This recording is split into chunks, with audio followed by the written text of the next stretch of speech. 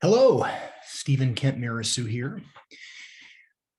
I had a great experience with one of my team members the other day, tasting through our top flight of wines, talking about the wines very specifically, but talking, I think, even more importantly about those wines in a context that is maybe new for me, a way of trying to communicate about wine that is mostly about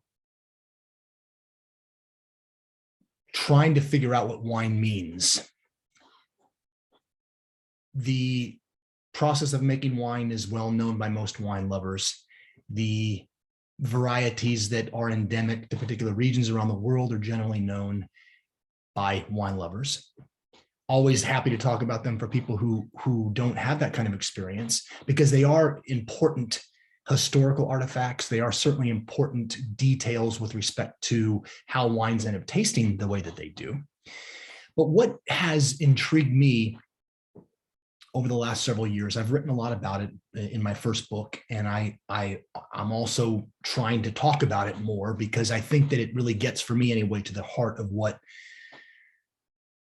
it means to be a winemaker, what it means to love wine, what wine means in a well-lived life.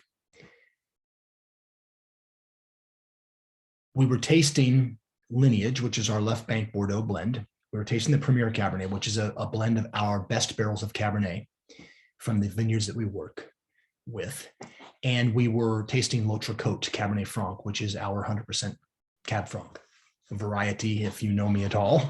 And you will know me if you listen to these videos and podcasts and the like, is my absolute favorite grape. Most compelling variety out there, producing wine that's magical. But what came across to me during the course of talking very specifically about these wines with respect to how they were fermented and the like were a couple different things. As we reach further and further from our kind of ancestral winemaking area, which is the Livermore Valley, and find really compelling vineyards and vineyard stories in the Santa Cruz Mountains and in Napa, what becomes most important in terms of introducing our wines to people is the idea that my family has worked for 167, 168 years making wine. We're the oldest winemaking family in the country. We have devoted our lives to try to make beauty from often unruly nature, to make something that is going to be delicious, something that's going to connect people emotionally, something that is going to be a physical manifestation of not only my family's desire to make wines as great as any in the world, but wines that are physical manifestations of an aesthetic philosophy, an aesthetic set of principles. Making wine's relatively easy.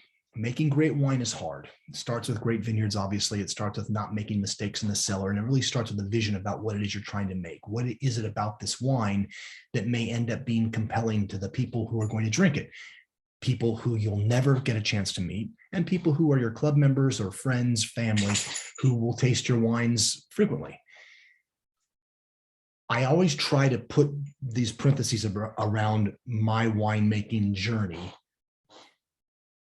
that are circumscribing the idea of trying to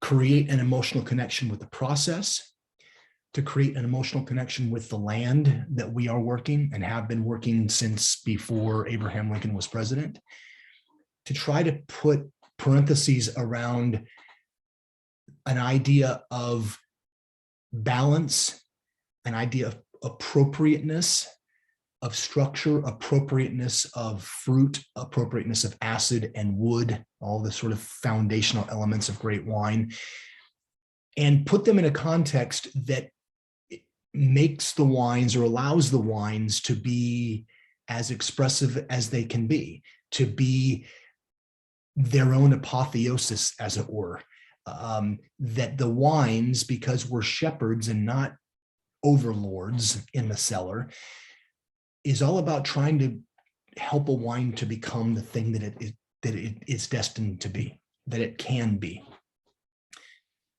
And sometimes that means idiosyncratic wines. Sometimes that means absolutely perfect examples of Cabernet Franc, for instance, given the moment that you're tasting them. It always means being thoughtful. And it always means having an eye toward what is it that is too much? What is it that's not enough in terms of working the fruit? And also what is appropriate and what isn't appropriate in terms of talking about these wines. I want to live an aesthetic life. I want to live a life that's about creating things that bring people pleasure, making things that make life a little bit easier. That's what my goal is as a writer and as a winemaker. It's to give people pure expressions of Kent Mirassou's heart, Kent Mirassou's soul from a wine standpoint, from a writing standpoint. And it's about trying to create a relationship between the two of us that is enduring, that is evolving, that is expressed by the things that I write and expressed by the wines that we pour and make. So this tasting was a really neat way for me to kind of put those three of our top wines in a context that's a little bit different than what we would normally talk about to our club members or friends or what have you, but it's certainly a way that we're going to continue to talk about our wines. We are the oldest winemaking family in the country. My son Aiden, now 7th generation assistant winemaker, 7 generations. Nobody else in the country can say that. There are a lessening number of Bordeaux producers, for instance, or Italian producers who can say that. It's difficult to be in a family business sometimes, but it is a business that is incredibly gratifying and allows us to do things that bolster all elements of our lives. It's just a little rumination for the afternoon. I hope that you are well. I hope that you are healthy and safe. And I hope that you drink something delicious today. Cheers.